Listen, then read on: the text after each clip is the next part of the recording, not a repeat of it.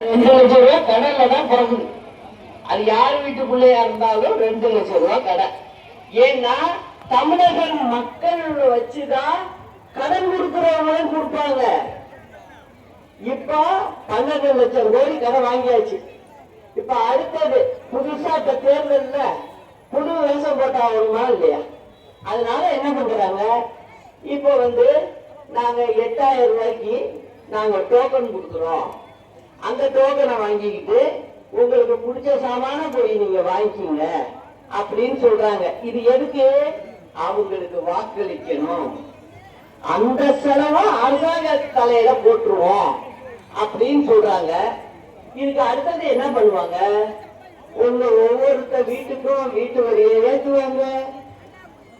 இப்ப இங்க கூட மாநகராட்சி ஆயிருக்கு. மாநகராட்சி ஆனாக்க திண்டுக்கல்ல ரோடு வசதி அதுக்குன்னு ஒரு லெவல் இருக்கு. அதெல்லாம் பண்ணணும். அதெல்லாம் பண்ண மாட்டாங்க. உங்களுடைய வீட்டு வரி ஏறும். ஏன்னா மாநகராட்சியும் பாருங்க, வீட்டு வரி ஏறும், கடைகளுக்கு கட்டுற வரி ஏறும், எல்லாமே ஏறும். அதுக்காக தான் இவங்க இந்த வேலையை பண்றது. ஏன்னா அதுக்கு உரிய பெசிலிட்டி, அதுக்கு உள்ள கரெக்டா உயர்த்த மாட்டாங்க. அப்படியேதான் இருக்கும்.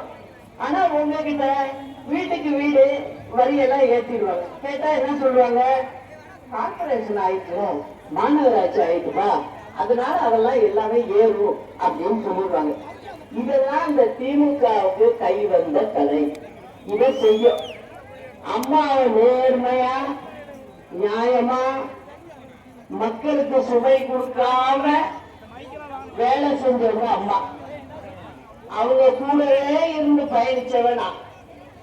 அதனாலதான் என்னால பார்த்துக்கிட்டு இதை பேசாம இருக்க முடியல. இது கேட்கறதுக்கே ஆள் இல்லாத மாதிரி இருக்கு. காரணம் என்ன அப்படின்னு சொன்னீங்கன்னா, நம்மகிட்ட இருக்கிற துரோகிகள் இருக்காங்கல்ல, 2 பேருமே கை வந்துட்டாங்க. உண்மை என்னன்னா அதான். ஏன்னா நான் கட்சிக்குள்ள போனாக்க வேற மாதிரி இருக்கும். அதனால என்ன நினைக்கிறாங்க, திமுகவுக்கு என்னன்னு நான் கூடாது. இப்ப இருக்கிற ஆளுங்கன்னா போதும். அந்த மாதிரி ஒரு கணக்கு இருக்கு அவங்களுக்குள்ள. அந்த கணக்குப்படி செஞ்சுக்கிட்டு இருக்காங்க. எதுக்காக இதை சொல்றேன், இன்னொன்னையும் ஊர்ஜிதப்படுத்துற உங்களுக்கு. நான் இதை 2 வருஷத்துக்கு முன்னே கண்டுபிடிச்சிட்டேன். ஓஹோ, இங்க இப்படிலாம் போயிட்டு இருக்கு அப்படின்னு. என்ன சொல்ல வர்றேன் அப்படின்னா, இப்ப நீங்க பாருங்க, சேலம் மாவட்டம் எடப்பாடிங்கிற ஊர்ல சட்டசபை தேர்தலுக்கு எல்லா கட்சியிலையும் போய் எம்எல்ஏக்கு மனு செய்யறாங்க. இப்ப புதுசா வந்திருக்கிற கட்சிக்காரவங்க போய் மனு செஞ்சிருக்காங்க. அந்த பையனை இன்ன வரைக்கும் காணும். அப்ப ஒழிச்சு வச்சிருக்காங்க. அப்போ தமிழ்நாடு போலீஸுக்கு முடியாததா என்னோட கேள்வி. அந்த முன்மொழிஞ்ச பையன் ஆளக்காலம், கேண்டிடேட்டே ஆளக்காலம். அப்ப என்ன அர்த்தம், இங்க என்ன அரசாங்கம் நடக்குது? திமுக அரசாங்கம் நடக்குது. அப்போ யாருக்கு உதவி செய்யறதுக்காக அந்த பையனை ஒழிச்சு வச்சிருக்கீங்க? இதெல்லாம் தெரிஞ்சுக்கிட்டு நான் என்ன பண்ணேன், நம்ம எவ்வளவு பேரை பார்த்துட்டு வந்துருக்கோம்.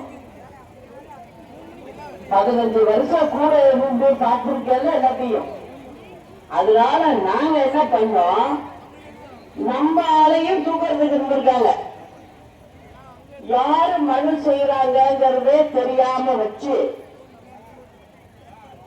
சும்மா போய் ஆபீஸ்ல உட்கார்ந்து இருக்க மாதிரி உட்கார்ந்து கடைசி நிமிஷத்துல காரை வாங்கி டக்குன்னு உள்ளர போய் சுரேஷ்னு ஒருத்தர் போட்டிருப்பான், நம்ம பழைய கட்சிக்காரர். அவரை போட்டு இப்ப எடப்பாடியில இப்ப உள்ளர வச்சிருக்கோம் நம்ம. எனக்கு தெரியும் இவங்க இந்த மாதிரி பண்ணுவாங்க.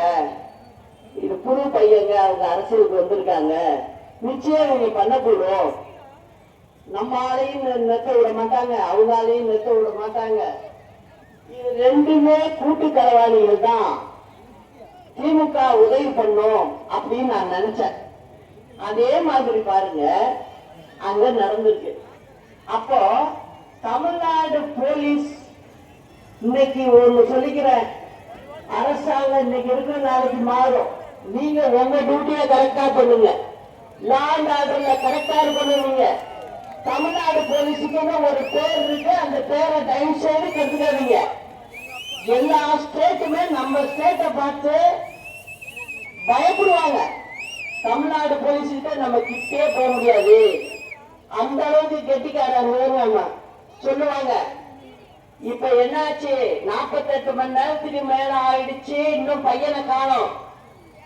ஒழுங்கா கொண்டாந்து ஒப்படைக்கிற வேலையை பாருங்க. நீங்க அரசாங்கத்துல சம்பளம் வாங்குறீங்க, யாரும் சொல்லையும் கேட்காதீங்க. அப்ப உங்களுக்கு திறமை இல்லைன்னா நீங்களே ஊர்ஜிதப்படுத்துற மாதிரி ஆகும். எப்படி போலீஸால இன்னும் பிடிக்க முடியல, அந்த பையன் எங்க இருக்காங்க அப்படிங்கறத உங்களால கண்டுபிடிக்க முடியலையா? அப்ப போலீஸும் சேர்ந்து செய்யறீங்களா? யாருக்கு உதவி செய்யறதுக்காக நீங்க செய்யறீங்க? ஒரு முன்னாள் முதலமைச்சர் வேற கட்சிக்காரரு, அவருக்காக நீங்க செய்யறீங்களா? நீங்க எந்த கவர்மெண்ட்ல வேலை செய்யறீங்க? அப்ப என்ன கூட்டுத்தனமா பண்றீங்களா? எல்லாம் உங்களுக்கு பயம் இல்லைன்னா என்ன பண்ணணும், நேரடியா போட்டிக்குவா, நீங்களும் போய் ஓட்டு கேளுங்க. உங்களை எதிர்க்கிறவங்க